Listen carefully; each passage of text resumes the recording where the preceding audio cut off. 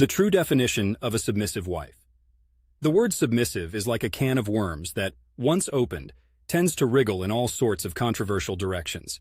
So let's tread carefully and dismantle some of the connotations and ideas this concept holds.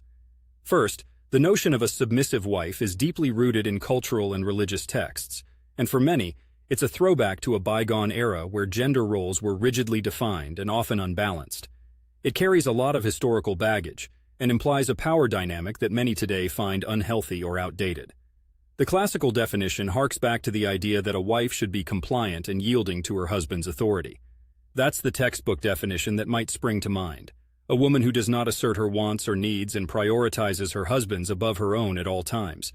But when you're living in Portland, or really anywhere that's seen the societal shifts of the past few decades, you know that definitions are constantly evolving. So let's modernize this a bit. A more contemporary and perhaps more palatable interpretation would consider submissive as being supportive.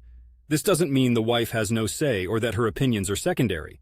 It's a partnership framework where each person plays to their strengths, and sometimes one partner takes the lead while the other supports.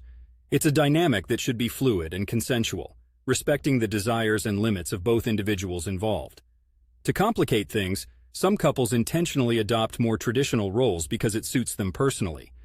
Submission can be about trust, choosing to let someone else lead because you believe in their decisions for the well-being of the relationship.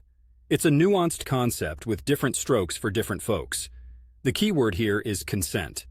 In a healthy relationship, any power exchange, be it perceived or literal, is talked about and agreed upon by both parties. A submissive role, if taken on, should be one that brings comfort and happiness to the individual in that role, not one that feels enforced or burdensome. And let's dispel the one-size-fits-all myth here.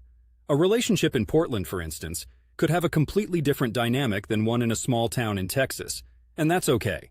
It's all about what works for the couple in question. All of this to say, the true definition of a submissive wife is a loaded question. It's like trying to define the perfect cup of coffee. Sure, there are guidelines and ratios, but at the end of the day, it's a personal preference. It's important for couples to communicate and figure out their unique blend, one where respect, love, and consent are the key ingredients.